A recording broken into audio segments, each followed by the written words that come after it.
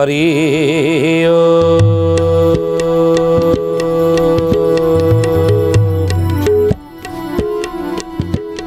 ओम भूर्भुवः स्वः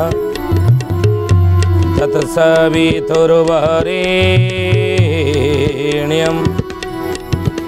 भर्गो देवस्य धीमहि धियो यो नः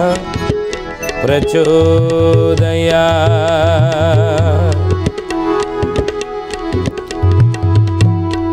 ध्यानमूलं गुरुर्मूर्ति पूजामूलं गुरुर्पदं मंत्रमूलं गुरुर्वाक्यं मोक्षमूलं गुरुर्कृपा।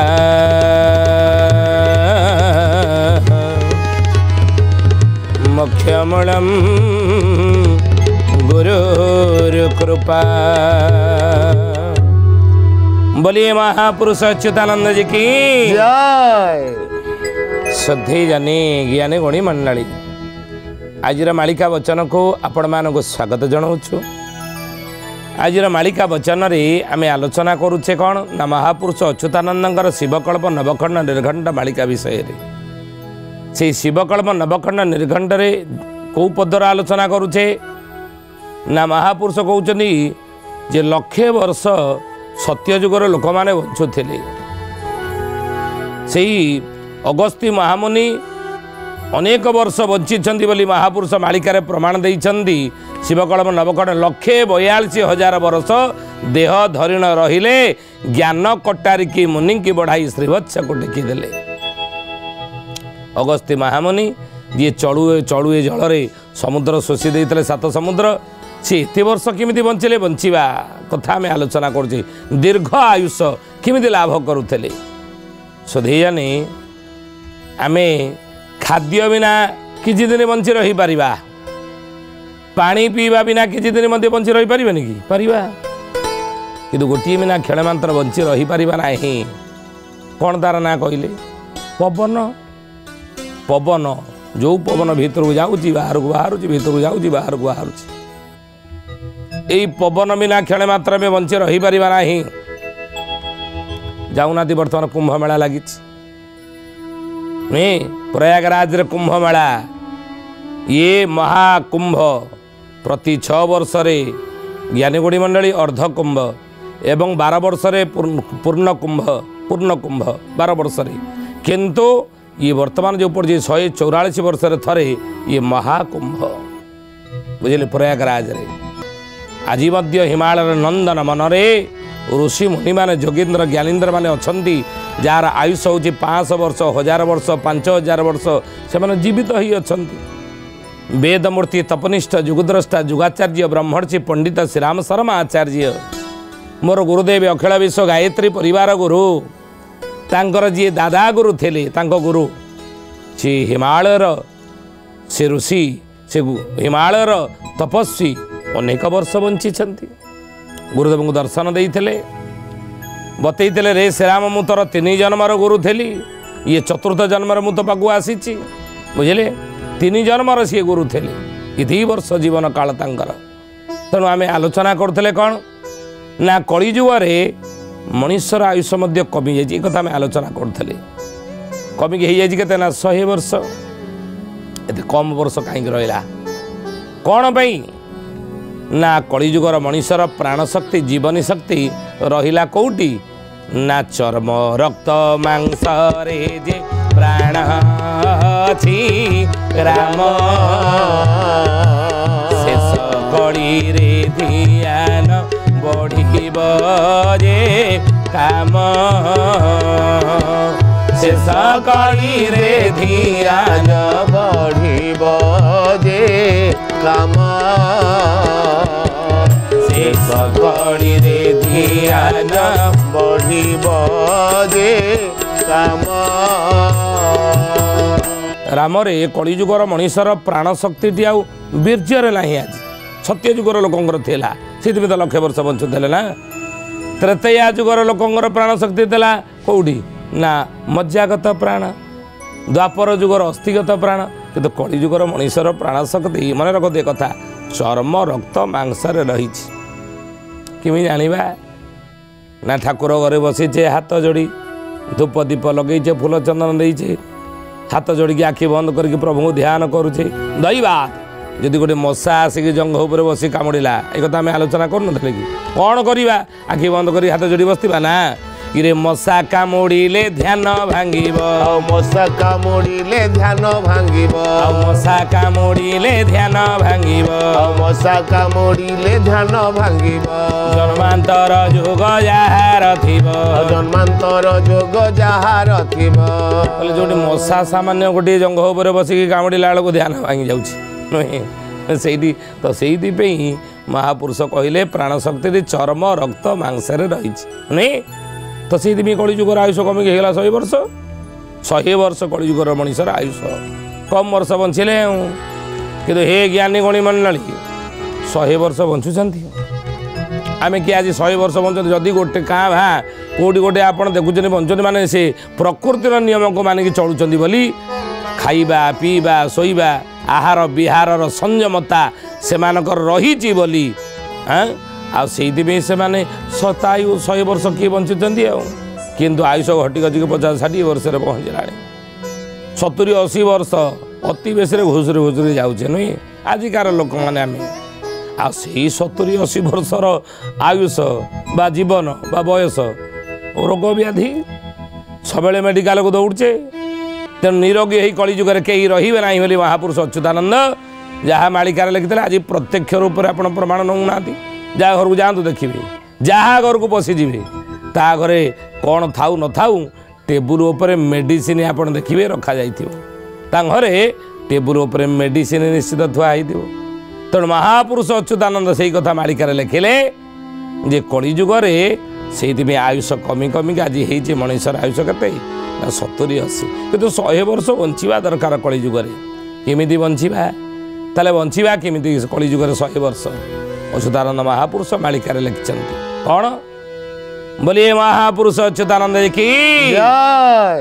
शुद्धि जानी ज्ञानी गुणी मंडली आज मालिका वचन रे आलोचना करुचे कौन ना महापुरुष कहते कलिजुगर कहीं आयुष कमिला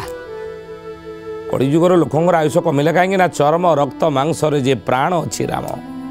चर्म रक्त मांसरे प्राण रही बुझे तो से कलिजुगर मनीषर आयुष कमिक होगा के ना 100 वर्ष किंतु 100 वर्ष को किए बंचुची आज ना आयुष घटी घटिक आसिक 70-80 पहुँचला पुणी रोग व्याधि किंतु कलिजुगर पूर्ण आयु भोग कर मनीष केमी कौ सूत्र कौ कौशल अवलंबन कले अच्युतानंद महापुरुष लिखिं मालिकार कौन कहले 11-11 मिसी 24 11-11 मिसी 24 उलटाइले हे 84 उलटाइले हे 84 गुणन करिले हे 32 गुणन करिले हे 32 हरण करिले से 88 हरण करिले से 88 एही तत्व मान जिए कहिब एही तत्व मान जिए कहिब एही तत्व मान जिए कहिब एही तत्व मान जिए कहिब दिन अच्युत ता पाद सेविब दिन अच्युत ता पाद सेविब ज्ञानी गणी मंडली शुद्धि जारे अच्युतानंद महापुरुष कहले यही तत्व मान कलिजुगर जी जानी जी कहीदेव ये दिन अच्युत ता पाद सेविब बुझे ये तत्व माने पूर्ण रूप से आम आगुरी बुझे 11-11 मिसी 24 किमी 11-11 दुईटा गार पवन जाए भीतर को 12 आंगुली जाऊँगी बाहर को 12 आंगुली बाहर 12 मिसी 24 आंगुली होगला नहीं आउ ओलटाइले हेब 84 जदि ओलटिकी पवन जदि 13 आंगुली पलैगला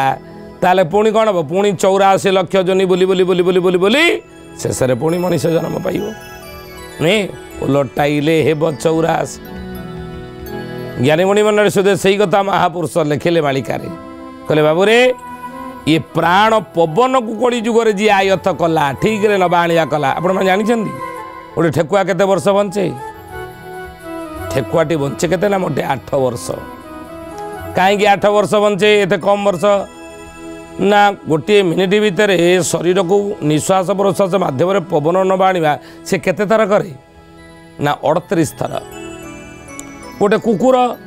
कुकुर बंचे 10-12 वर्ष एमती बंचुची गोटे कुकुर 12-13 वर्ष 10 कि कुकुर पूर्ण आयु 10 वर्ष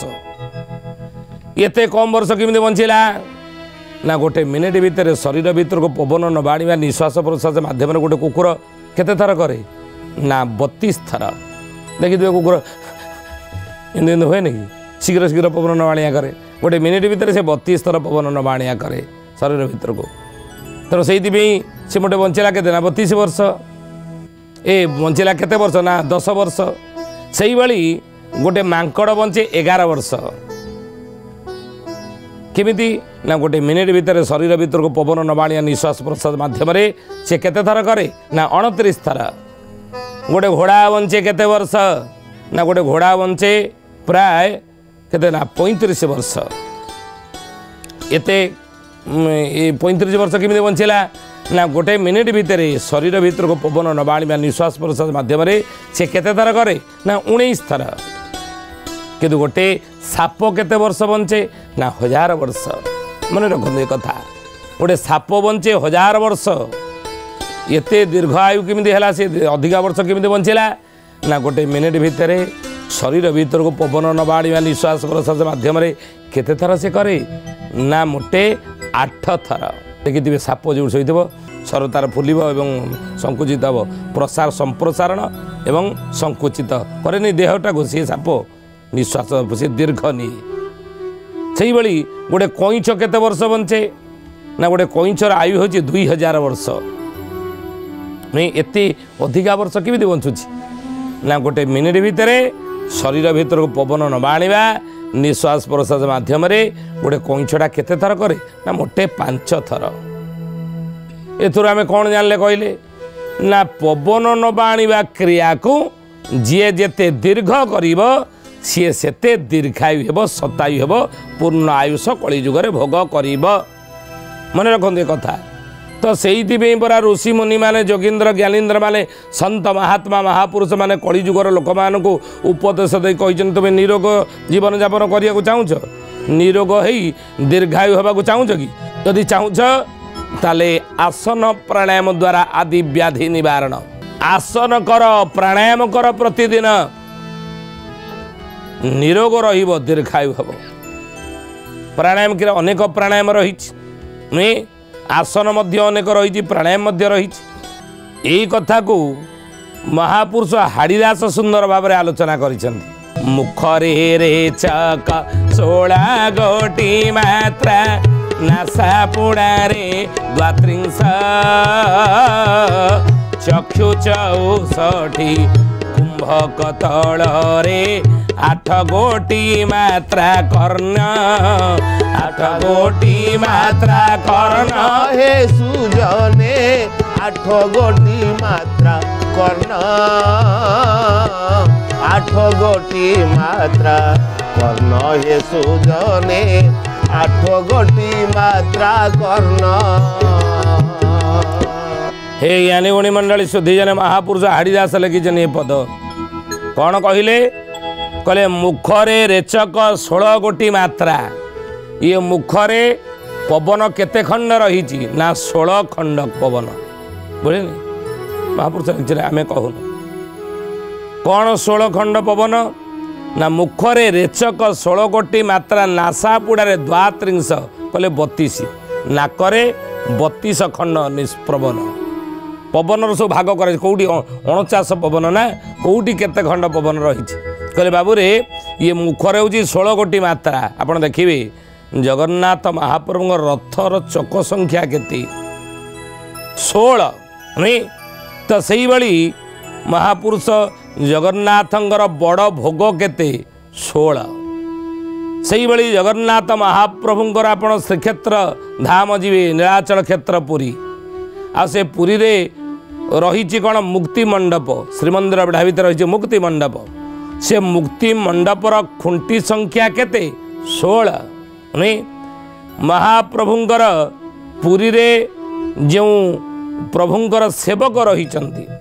बड़ ब्राह्मण शासनर संख्या केते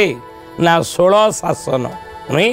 सबू हूँ 16 तो महापुरुष से कथा कहले ये मुखरे हूँ 16 खंड रेचक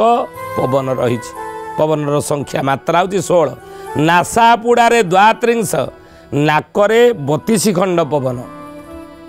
नाकरे 32 खंड पवन आप देखु ये नासिकार 32 खंड पवन रही